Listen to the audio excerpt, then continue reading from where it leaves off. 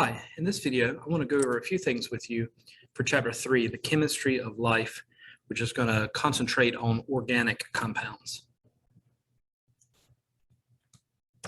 Now, most of the time when we see this word organic, we tend to think of things that are natural, or if you like to work in a garden, you may think of things that are grown, plants that are grown without fertilizers or without using the pesticides, and that's a true definition of the word. But in this case, it is a chemical term, meaning that the molecule or the substance has carbon as its main atom, and in addition with hydrogen. And so these carbon atoms are covalently bonded together. That's a very strong type of chemical bond. And just a couple of facts about organic compounds. The carbon atom forms bonds with more different elements than any other type of atom. So it's very reactive. So it forms a lot of different types of molecules that we have in living organisms. So this chapter is going to be looking at really an introduction to biochemistry, introduction to those bio-type molecules or biomolecules. Sometimes you see these called macromolecules because they're relatively large. Scientists estimate that there may be more than 5 million different types of organic molecules and compounds that have been identified. So these are very diverse group of compounds. And so just as a way of introduction, a couple of other things about carbon. It binds to and forms bonds, covalent bonds with four atoms at a time. And so these bonds are very strong. They don't usually break, and you'll find usually one of three examples. Either the carbon has a single bond, and so it would have can single bond up to 4 other atoms. It may form a double bond, or it may form actually a triple bond. Many times when you see organic molecules, many times they will be hydrocarbons. In other words, they're based on carbon and hydrogen bound together. They can be unbranched and just kind of in a line, or they can be branched. It means they have kind of a side chain to the side of it, or they may actually form in a ring structure. And I'll show you some examples of these different shapes as we go through the video. Now, there's 4 main categories that we need to look at for living things. And so many of these you've heard of before, and we'll start with a very familiar type of organic molecule called a carbohydrate. First of all, note that the word carbohydrate is actually telling you a little bit about what you're dealing with. This is a organic compound that contains carbon. You see that in the word there. And then hydrate, we normally think of water, which is hydrogen and oxygen. So a carbohydrate contains carbon, hydrogen, and oxygen. Good examples of these, we'll talk about some specific examples, but some good examples of these carbohydrates would be sugar and starches. And then notice the vocabulary here. If you're just dealing with a simple sugar, it just has a single sugar unit, then you're dealing with a monosaccharide. The prefix mono means one, and saccharide refers to sugar. If you're dealing with a compound that has 2 sugar units chemically combined together, then you're dealing with a disaccharide. Di means 2. Other than that, you keep adding these together, then you have what's called a polysaccharide, and poly means many. An example of a polysaccharide, and again, I'm going to go through a few other examples with you, but an example of a polysaccharide is something called cellulose, and you find this in plants in the cell wall. So let's look at monosaccharides and a couple of examples, a couple of things about mono. Mono means 1. These are simple sugars. Usually you have somewhere between 3 and 7 carbon atoms together. They may usually form like a ring structure, and I'll show you a picture of that in just a minute. Many times you'll find that on these atoms you'll have functional groups or groups of atoms attached to that carbon, and so many times you'll find hydroxyl groups, that's OH, attached to most of the carbons. Usually there's one that does not have a hydroxyl group, and that would usually have what's called a carbonyl group, or where you have an oxygen atom, and that would have a double bond attached to it. Now, one of the main types of simple sugars, monosaccharides, that you find in living organisms is something called glucose. Most of us have heard of glucose. The formula is here. It's probably a good idea to memorize this. We'll be talking about glucose in some of the other chapters because it's a energy source, a very important energy source. So when we talk about energy and metabolism and photosynthesis and cell respiration, we'll be talking about this particular type of sugar, C6H12O6. Now, this is just some pictures. You don't have to memorize all of the structures, of course. This is not a chemistry class. This kind of gives you an idea of what this glucose kind of would look like. It's a ring structure, and you can kind of count the carbons. They're numbered for you, 1, 2, 3, 4, 5, 6. You can see that most of these carbons have an OH group somewhere attached on there. That's that functional group. And then there's an oxygen here in the ring structure. So that was a monosaccharide. What's a disaccharide? Well, a disaccharide has two simple sugars, two monosaccharides joined together with a linkage. This is a covalent bond. And so it's a bonded, chemically combined molecule. These are some examples. You may have heard of some of these. Maltose, that's malt sugar. Sucrose, that's the table sugar. That's the sugar that we eat, that we cook with or that we add to coffee or tea or whatever. And then lactose is milk sugar. And then notice that these are made essentially by combining two monosaccharides. So if you take glucose and combine it with itself, you would get maltose. If you take glucose and combine it with another monosaccharide, fructose, so glucose plus fructose would give you sucrose. Glucose plus galactose would give you lactose. By the way, if you've haven't recognized this yet, if the word ends in OSE, there's a good chance you're dealing with some type of carbohydrate. Now, once you combine more than two, like 3 or more repeating subunits, then you have a polysaccharide. Sometimes these are referred to as complex carbohydrates. So some examples we'll talk about, starch. This is a starch that you find as an energy storage reserve in plants. This is the same starch that you may be familiar with if you know a little bit about nutrition or dieting and various diets, because starches provide a lot of energy and they're found in things, in foods that we eat, such as bread and pasta. Potatoes have a lot of starch content. Glycogen, this is how animals, including us, this is how our bodies store energy, or one way that we store energy, in the form of glycogen. It's a similar molecule to starch. It does have some differences, but it's a complex polysaccharide or carbohydrate. And then cellulose, I mentioned before, this is found in plants. This really isn't used for energy as much as it is for structural support. So it helps to support the plant cell. So let's talk about a few examples here. Starch, number one. This is a polymer. That just means it has a repeating subunit of glucose subunits. That's its primary starting molecules, glucose. You keep adding these together and you form this complex carbohydrate known as starch. Usually falls into two main categories. Amylose, that just means there are no branches in the chain. And then something called amylopectin, that means that there are branches in the actual chemical structure of the molecule. Glycogen, like I said, this is how we store. One way that our bodies store energy is through glycogen. In humans and in vertebrates, animals, glycogen is produced and stored by the liver, and it's also stored in your muscle cells so that you can access this energy source very quickly. It's a similar molecule to how plants are storing energy as starch, but it has a little different chemical structure to it.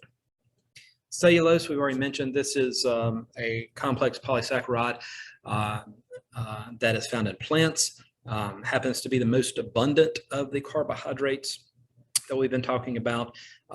What we would normally call cellulose is fiber. So again, if you take a nutrition class, you would think of this as fiber that our diets need. We can't digest it directly. So we can't really get the energy out of this. It is important for our diet, but we don't have the enzymes necessary to break this down to retrieve the energy out of it. A few other examples of other carbohydrates and complex carbohydrates that are there, such as something called galactosamine and glucosamine. These are in your cartilage, which is some type of connective tissue in the body. Chitin, you may have heard of this. This is a complex carbohydrate that is very hard, and so this is why you find this in an arthropod's exoskeleton. You know, the hard portion of an insect on the outside. So if you think of something like a beetle, some type of hard insect that has an exoskeleton, that exoskeleton has this hard polysaccharide called chitin. Sometimes you see glycoproteins, glycolipids. These are part protein and part carbohydrate. These are proteins that have some carbohydrate attached to it, and then a glycolipid is a lipid that has some carbohydrate attached to it. That's what the glyco refers to. Recognition compounds, that just means that they're usually function as a receptor, and it receives information for the cell. Now, so number one was carbohydrates. Let's look at lipids. Most of the time we think of lipids as fats, and that is correct, but there are more examples of lipids than just fats. By definition, a lipid is a compound that will dissolve, is soluble in a non-polar type of a solvent. And it really doesn't dissolve that well in water. Water is a polar molecule, polar compound, and so it doesn't really dissolve well in water. And again, because it is organic, it mainly contains carbon and hydrogen. There'll be a few other functional groups attached to these molecules as well. Now, these are a few examples that we'll go through. Yes, fats are part of this group, but not only that, you find phospholipids. We're going to talk about that and where you find these: carotenoids, steroids, and waxes. Some of their uses, depending on which category you look at, some of these are used for energy storage. That's mainly fats. That's how we store, we store up energy, yes, in the form of glycogen, but after that energy reserve is filled, we store extra energy in the form of fats. Structural components of cells, that's the main category of phospholipids, cell membranes, and then some hormones would be steroids. So let's look at specific examples here. The fat category, we'll look at that first. The technical chemical term for these fats, usually referred to as triglycerides. If you get a blood screen done, you go to the doctor and they check your fat content in the blood, they're going to be looking for triglycerides. Sometimes these are referred to triacylglycerols, but those are used interchangeably. These are the most abundant type of lipid found in living organisms, and their main function is to store energy. Chemically, the word implies that you have three, that's the tri part here, three glycerol groups. These are a type of 3-carbon alcohol unit, and it has a hydroxyl group. This is really, again, not a biochemistry class. We're just trying to give you some ideas of what their structure would look like. Now, these fatty acids come in one or two categories, and you have probably seen these words before: saturated and unsaturated. Saturated means it is that molecule is saturated with hydrogens on that molecule. Just like a sponge gets saturated with water, this type of a saturated fatty acid has the maximum number of hydrogen atoms that it can hold. What this means for us is that these are very stable type molecules. They are generally found in animal fats, and they're usually solid at room temperature. For us, as we eat different types of lipids or fats, these are usually a little harder to digest. And so these are not as healthy for us as something like an unsaturated fatty acid. Unsaturated means it's not saturated with hydrogen atoms along the chain. So that means you're going to have some double bonds along that chain. And these tend to be liquid at room temperature, and for us it usually means they're a little better for us. You may see terms such as, like if you're looking on a nutrition label or a side of a food item, and they have that information there, you may see that it says something like monounsaturated or polyunsaturated. Both of these mean they're unsaturated, but monounsaturated, again, mono means one, so that just means that they have one double bond in that hydrocarbon or in that fatty acid. Polyunsaturated, those are even better for us. They have more than one double bond. And I'll give you some examples. This is from your textbook. A saturated fatty acid would be something like palmitic acid. And it's just a chain of carbon. The black circle there in the middle would be the carbon atom, and all the white looking circles there, those would be hydrogen. And so it is saturated with hydrogen. Monounsaturated, this would be oleic acid. It is listed here. And then the last one here is a polyunsaturated acid, polyunsaturated fatty acid, linoleic acid, and these are actually beneficial for our bodies. Sometimes you may see this word, trans fats. These are some that we really should try to avoid if possible, because they have the potential to increase problems with cardiovascular or our heart disease. And so trans fats is generally formed through an artificial type process that actually adds hydrogen to an already unsaturated fatty acid. It converts it into a saturated fatty acid. It makes it more solid at room temperature and more stable. And so sometimes it is used in cooking, but again, many times we need to try to avoid the trans fats if at all possible. Now, so all of that was talking about one category of lipids, but there's other categories. So a phospholipid, this is also a lipid, although it has different characteristics and different functions than the triglycerides. These are what are known as amphipathic. That just means one end is hydrophilic, one end loves water, it's water soluble, and then the other end is hydrophobic, means it doesn't like water, and so it's not soluble in water. And so it kind of tells you a little bit about each one. Hydrophilic end has a glycerol molecule, has a phosphate group, and an organic group attached to it. The hydrophobic end has two fatty acids there. One thing you need to know about phospholipids is that these are found in your cell membranes. And so, in fact, we'll talk more about cell membranes, but this is kind of a little diagram of a cell membrane. We have, these would be the phospholipids inside, and you have two main layers of phospholipids that make up a cellular membrane. Another example of lipids, carotenoids. Kind of a strange word, but inside of that word is the word carotene. That's where we get the name carrot from. And so if you think of vegetables like carrots or sweet potatoes that have that orange pigment, this is kind of an orange and yellowish type pigment that are found in plants. These are lipids. We don't normally think of these as fats, but they are actually lipids. They're in that category. They don't dissolve in water, so they do have a little bit of an oily consistency. We're going to talk more about these when we get to photosynthesis. And one other thing about these pigments, these carotenoids, is they can be converted into vitamin A by the body, and that converts it into a pigment that your eyes need. And that pigment is called retinol. And so if you've ever heard that eating carrots actually helps your eyesight, well, there's some truth to that because of the vitamin A potential that is derived from these pigments.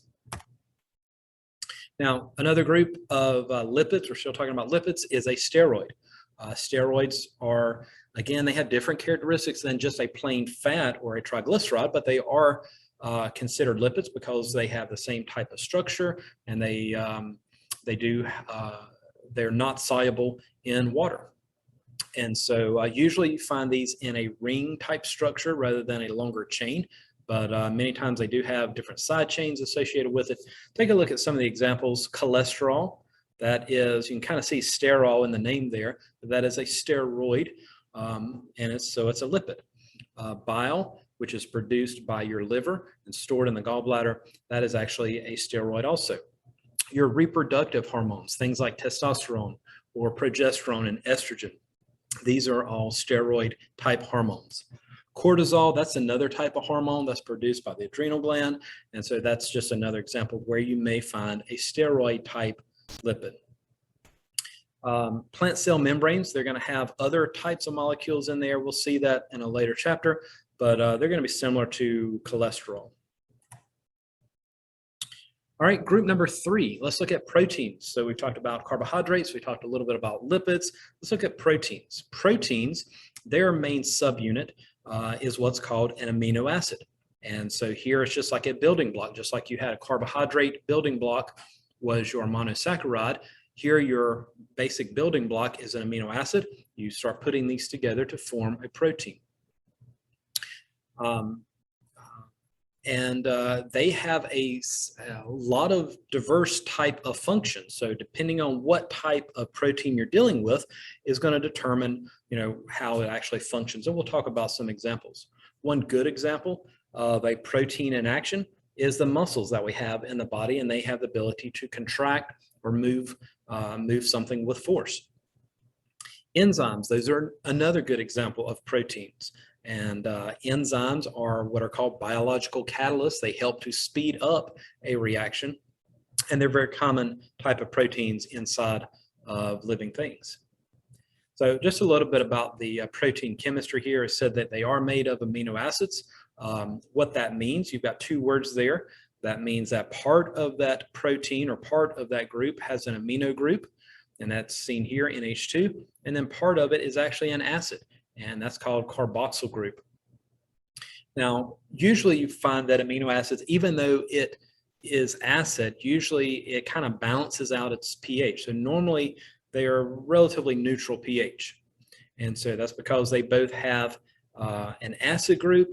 And so by definition, an acid has the ability to donate a proton, and that also has a base group. We called it amino group, but essentially works as a base. So basically these kind of neutralize each other. So usually proteins have an overall neutral pH.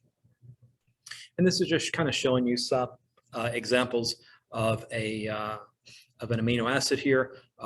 You have the acid group on one end, you've got the amino group on the other end.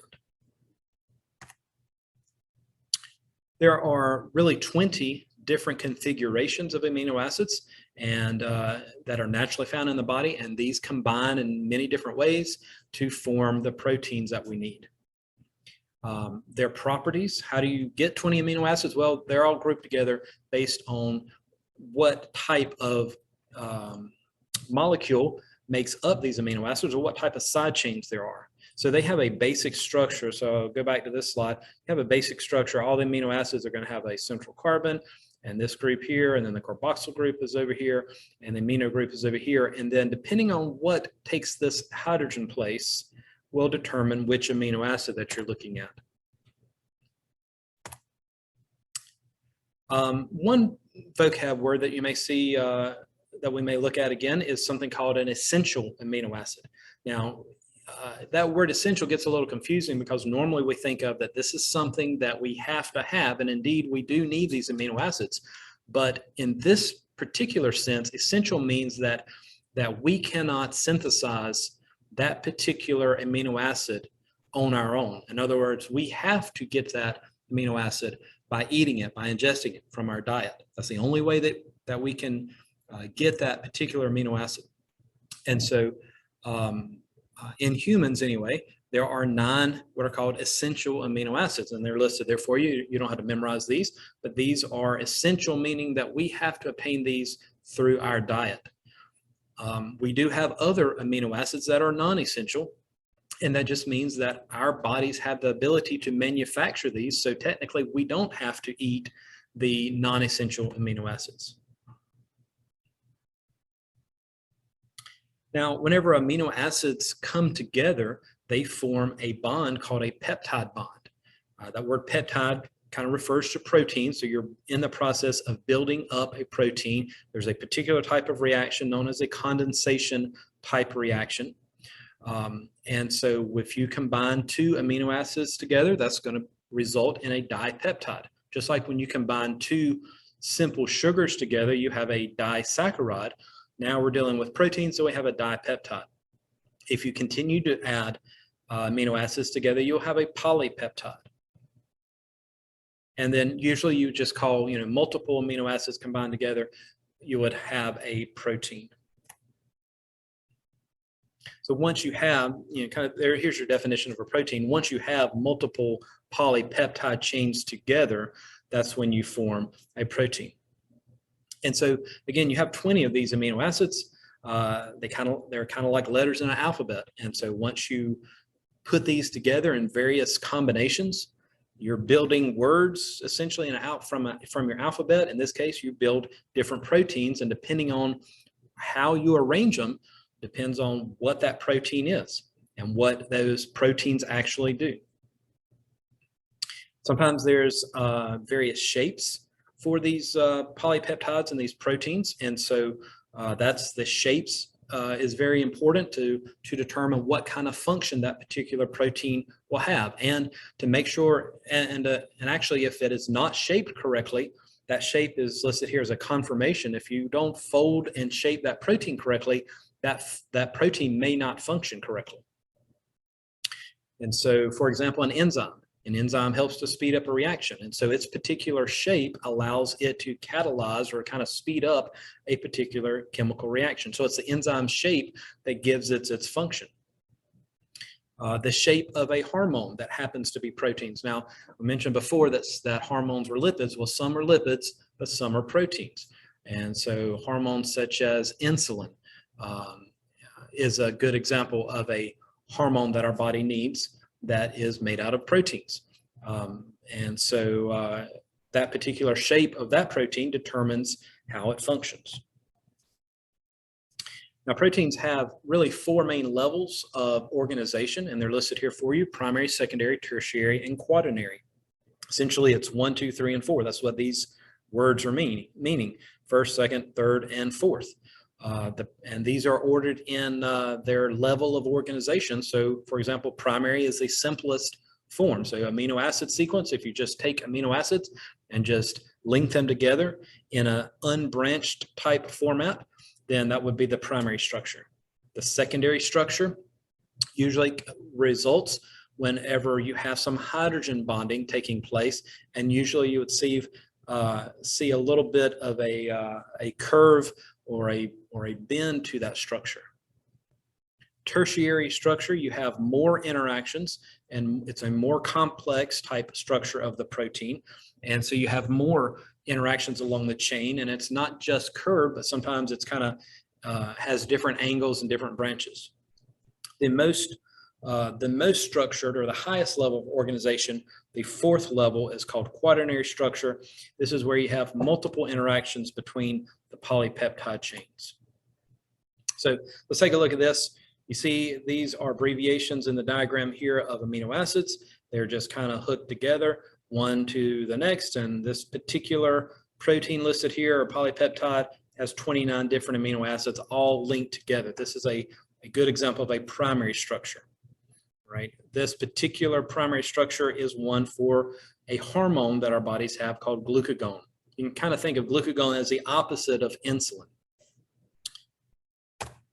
Secondary structure is also very common. There's 2 main categories here. There's a figure, take a look in your textbook, figure 20. There's 2 main types of structures here. One's called an alpha helix. The other one is called a beta pleated sheet.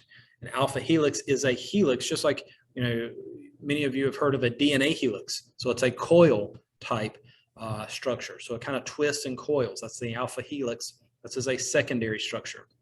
Or you may see a beta pleated sheet. Rather than being a coil, it's more of a zigzag type or a folded type of a structure. Now, these different structures give different characteristics to that particular protein. So, for example, if the protein has an alpha helix secondary structure, then usually these proteins are more elastic. They will stretch out and recoil.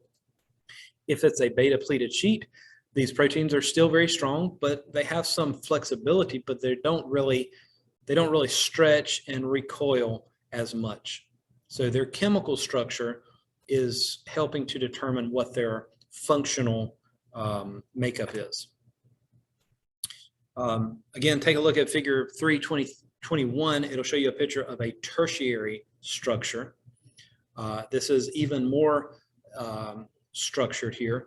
And so usually you have more interactions between the hydrogen bonds and the ionic bonds of the atoms and even some hydrophobic type interactions.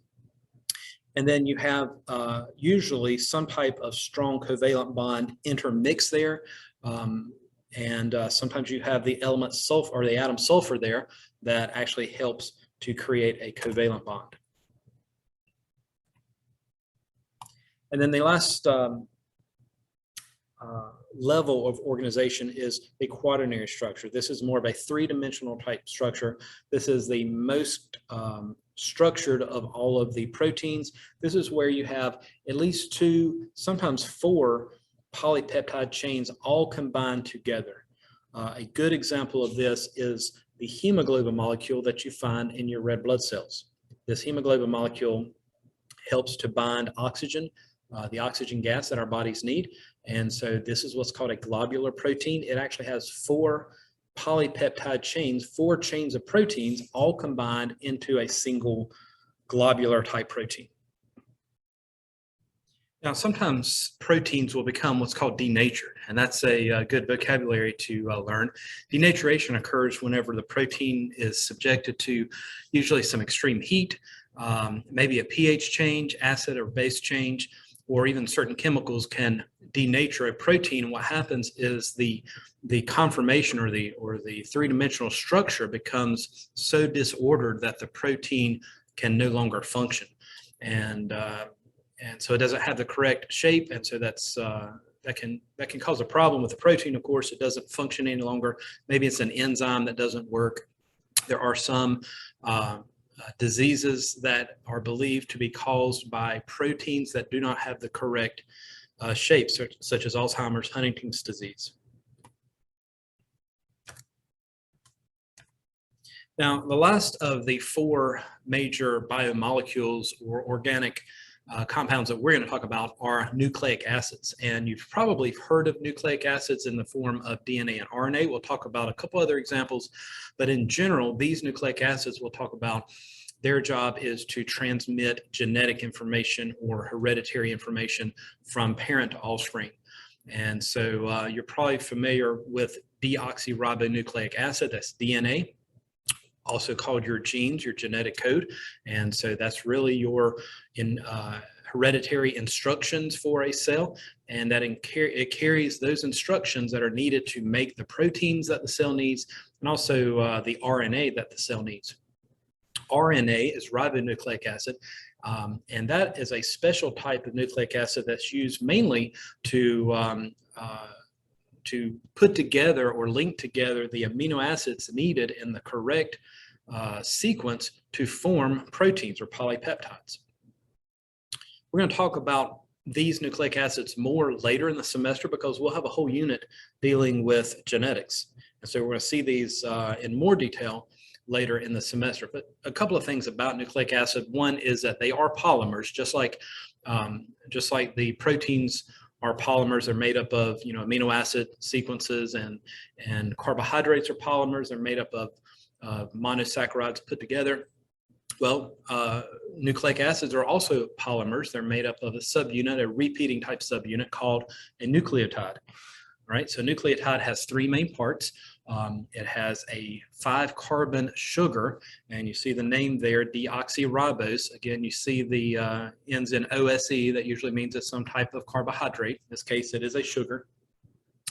If you're dealing with, if you're talking about RNA, then the sugar is ribose. And then each nucleotide is going to have a phosphate group attached to it, and each nucleotide is going to have a nitrogen base or a nitrogenous base. And I'll show you some examples of those bases. A little information is shown here about the bases. You may have seen these before. These are your letters of your genetic code, the A's, the C's, the G's, the T's. These are the bases. And some of the bases, one category of bases will have 2 rings, 2 carbon-based ring structures. Those are purines, and I'll show you, there's a diagram about those. I'll show you that. And then if it just has a single ring structure, it's in a category known as a pyrimidine. So DNA has 4 nitrogen bases. And again, you've probably have heard of these: adenine, guanine, cytosine, thymine. A lot of times they're just abbreviated AG, C, and T. The purines, they're the double ring structure. They're adenine and guanine. The pyrimidines are the single ring structure, and that's cytosine, thymine. RNA is very similar, except there is one that's different. So let's take a look at the ones for RNA. There's still 4 base pairs here, or nitrogenous bases here. The purines are the same, adenine and guanine. But notice that the pyrimidines there's a different one. Cytosine is the same, but instead of having thymine, thymine is only found in your DNA. There's a different base pair here called uracil. And again, we'll look at this a little more detail later in the semester. And you probably realize that DNA has 2 chains. It's called a double helix. It's a helical structure kind of wrapped around itself. And then RNA is just a single chain of these nucleotides. This diagram just kind of shows you, you don't have to memorize any of this. It just kind of shows you those ring structures that I was talking about. The pyrimidines are shown here, the 3 that have just a single ring structure. And then the purines, adenine, guanine are shown there. They've got the double ring structure. And then last couple things here, there's a couple of other types of nucleotides or nucleic acids that we need to mention, but they have different functions. So ATP, you've probably heard of this as well, adenosine triphosphate. When you think of ATP, you should automatically think of energy because it is the energy that the cell needs to complete certain types of functions. And again, we're going to talk more about ATP later when we get to some of the chapters dealing with energy, such as metabolism and cell respiration and photosynthesis. But it is, in fact, a nucleotide because it has adenine as a base, it has ribose as a sugar, and it has 3 phosphate units attached to it. Guanosine triphosphate, this is also another type of energy source. And so instead of having adenine, it has guanine attached as its base. The last one here is another one that I'll just mention here. It's called NAD or NADH. It's kind of a long name there, nicotinamide adenine dinucleotide. I know that's very long, but it is also a nucleotide. We're going to talk about this mainly when we get to photosynthesis later in the semester, but it's what's called an electron carrier. And so it is involved in energy in certain types of chemical reactions.